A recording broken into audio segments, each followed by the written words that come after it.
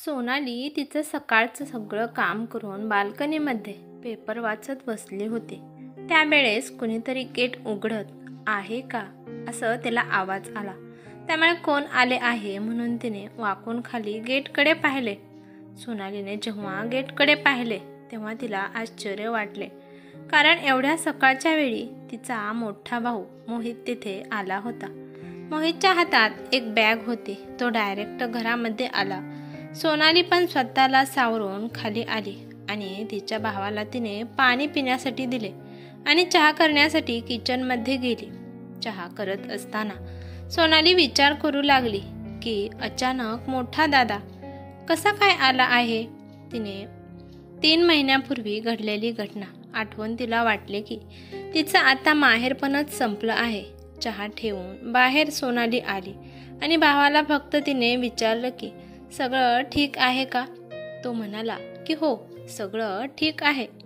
यापुढे तिचा भाऊ तिला काही म्हणाला नाही, कारण तो जास्त बोलत नव्हता. त्यामुळे ती चहा पाहण्यासाठी किचनमध्ये गेली आणि असा पण तो जास्त बोलत नव्हता आणि सोनाली पण आजकाल जास्त बोलत नव्हती. त्यामुळे घरात एकदम वातावरण शांत झालं होतं. सोनालीचा भाऊ मोहित पेपर वाचत बसला. त्यानंतर थोड्या वेळाने सोनाली दुपारच्या जेवणाची तयारी करू लागली. सोनालीच्या नवऱ्याचं अजयचं एक जवळच कपड्याचे दुकान होते, त्यामुळे तो दुपारी जेवण्यासाठी घरी येत होता. तिचा नवरा जेव्हा घरात आला समोर मोहितला पाहून जरा दंग झाला, पण पाहताच त्याने त्याला नमस्कार केला. दोघांच्या मध्ये सोनाली आली आणि म्हणाली की जेवण झालं आहे, मी जेवण वाढते. जेवण करत करत तुम्ही गप्पा मारा. दोघे पण हात धुवून डायनिंग टेबलवर जेवणासाठी येऊन बसले. सोनालीने त्यांना शांतपणाने जेवण वाढले. जेवण करत मोहित सोनालीच्या नवऱ्याला म्हणाला की ताजी, तुमचं एवढं मोठं घर आहे, तुम्हाला 2च मुली आहेत, तुम्हाला मुलगा नाही आणि अशा पण मुली परक्या असतात. उद्या तुमच्या दोन्ही पण मुलींचे लग्न होईल आणि जेव्हा त्या घरी येतील तेव्हा त्या पाहुणी असतील. सोनालीचा नवरा मोहितला म्हणाला की मेव्हणे साहेब, तुम्हाला काय बोलायचं आहे ते स्पष्ट बोला, मला तुमचं बोलणं समजत नाही. हे बघा, जे घर बाबाने सोनालीच्या नावावर केले आहे ते तुम्ही विका. मी त्या घराला विकत घेतो, कारण मी विचार केला आहे की आम्ही ज्या घरात राहत आहोत ते घर मी माझ्या छोट्या भावाला देणार आहे. मी आणि सोनालीच्या नावावर जे घर आहे ते मी घेणार आहे. यासाठी माझा भाऊ पण माझी मदत करायला तयार आहे आणि त्या घराची किंमत 50 लाखाच्या वरती नाही. हवं असेल तर तुम्ही चौकशी करू शकता. सोनालीचा नवरा खूप व्यवहारशील माणूस होता. तो म्हणाला की मेव्हणे साहेब, शांतपणे जेवण करा, आराम करा. संध्याकाळी आल्यावर आपण या गोष्टीवर चर्चा करूया.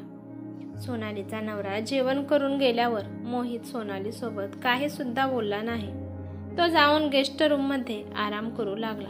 तिच्या भावाच्या बोलण्यामुळे कुठे ना कुठे सोनालीचं मन दुखलं होतं. त्यामुळे तिचं जेवण करण्याचे मन झाले नाही.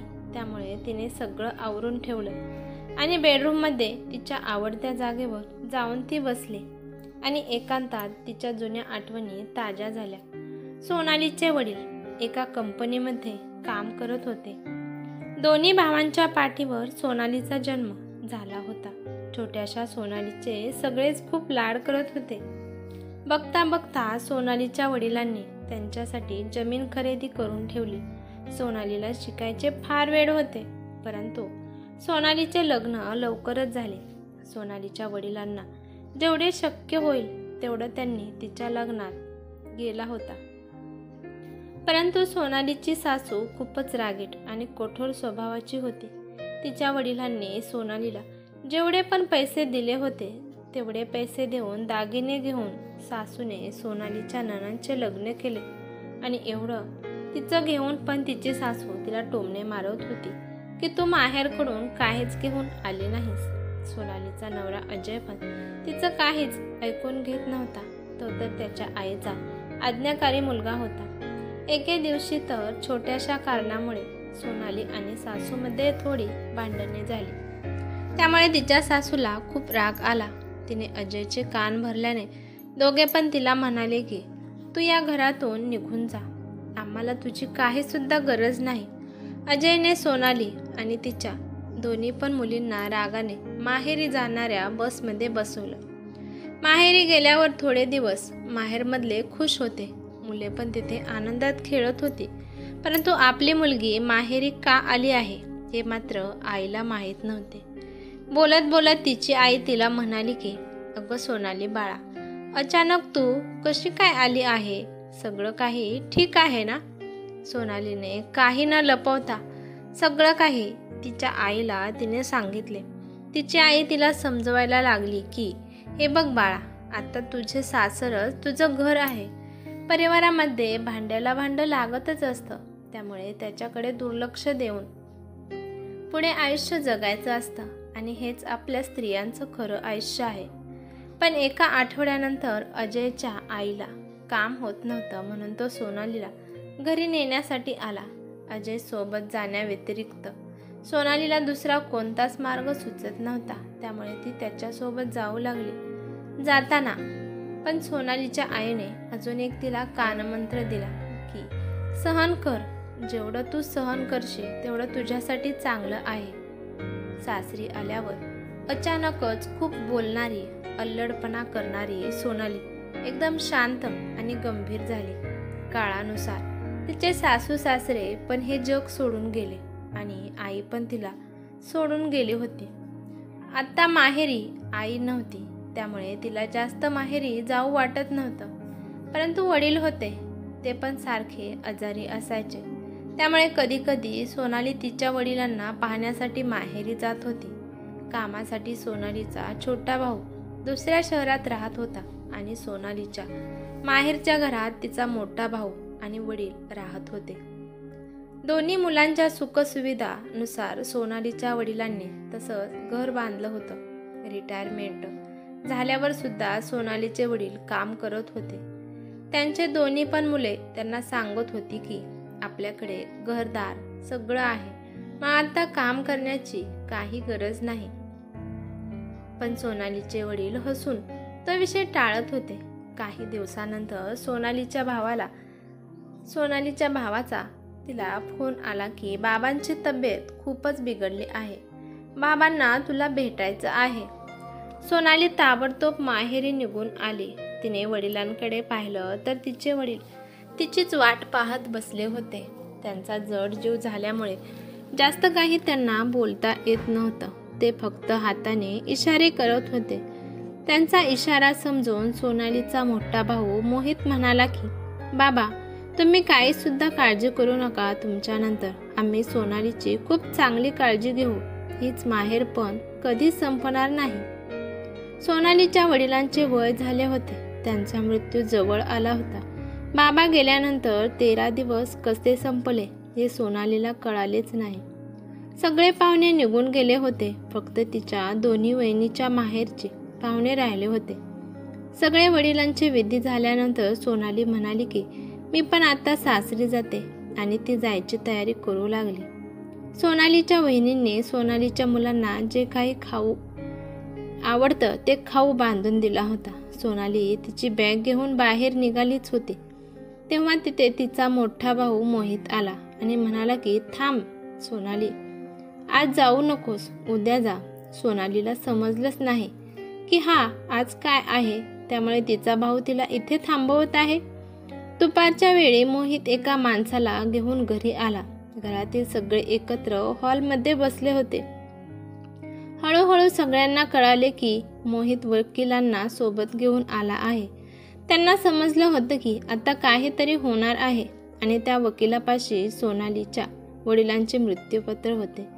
त्यामध्ये स्पष्ट लिहिलं होतं की हे जे घर आहे ते दोन्ही भावांच्या नावावर आहे आणि सोनालीसाठी याच शहरात छोटंसं घर विकत घेतलं आहे आणि ते घर तिच्या वडिलांनी सोनालीच्या नावावर केले आहे आणि जमीन पण सोनालीच्या दोन्ही भावांना दिली होती आणि सोनालीच्या आईचे जेवढे दागिने होते ते निम्मे निम्मे दागिने दोन्ही सुनांमध्ये वाटून घ्यायला सांगितले आणि आपलं काम करून वकील साहेब तेथून निघून गेले. वकील गेल्यानंतर सोनालीच्या दोन्ही भावजया तिला टोमणे देऊ लागल्या की लग्नाच्या वेळेस आम्ही तुम्हाला किती दागिने पैसे दिले होते तरी पण तुम्हाला ते कमी पडले. तिच्या मोठ्या भावाने रागात त्या घराचे पेपर सोनालीच्या हातात दिले आणि तो तिला काहीच बोलला नाही. एवढंच काय, घरातलं कोणीसुद्धा तिला काही म्हणाले नाही. तिच्या भावजयांनी तिला जे काही खायला तिच्या मुलांसाठी दिले होते ते सगळं बॅगेमधून काढून माघारी घेतले. दुसऱ्या दिवशी सकाळच्या वेळी सोनाली तिच्या सासरी निघून गेली. तिला आता कळालं होतं की माहेरी तिचं आता काहीच उरलं नाही. या घटनेला 3 महिने झाले होते आणि आज अचानक तिचा मोठा भाऊ मोहित तिच्या सासरी आला होता. सोनालीची एक मुलगी 18 वर्षाची आणि एक मुलगी 15 वर्षाची होती. त्या दोघींना पण मोहित काहीच बोलला नाही. अचानक तिला चहाचा सुगंध येऊ लागला, त्यामुळे तिचे पाय आपोआपच किचनकडे केले. तिथे जाऊन सोनालीने पाहिलं तर तिची मुलगी चहा बनवत होती. ती मुलगी सोनालीला म्हणाली की आई, आज मोठे मामा अचानक आपल्या घरी कसे काय आले आहेत? ते आम्हाला काहीच बोलले नाहीत. कदाचित ते आज रस्ता चुकले आहेत का? आजोबांच्या जाण्यानंतर त्यांनी एकदा पण तुला फोन केला नाही किंवा तुझी चौकशी पण केली नाही. सोनाली तिच्या मुलीला काही बोलणार तेवढ्यातच तिचा नवरा अजय बाहेरून आला होता आणि तोपर्यंत तिचा भाऊ मोहित पण रूममधून बाहेर आला. थोड्या वेळानंतर दोघे पण हॉलमध्ये बोलत बसले. सोनालीने त्या दोघांसाठी पण चहा नेऊन दिला. चहा पीत पीत अजय मोहितला म्हणाला की मी त्या घराच्या किमती बाबतीत चौकशी केली आहे. साधारण 50 लाख पर्यंतच त्याची किंमत येत आहे. ठीक आहे, ते घर मी विकून तुम्ही जे पैसे देचाल ते पैसे मी सोनालीच्या अकाउंटमध्ये ट्रान्सफर करतो.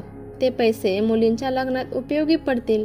मोहित म्हणाला की ठीक आहे, घरी जाऊन मी आणि माझा छोटा भाऊ मिळून 1 महिन्यात तुमचे पैसे देण्याचा प्रयत्न करीन.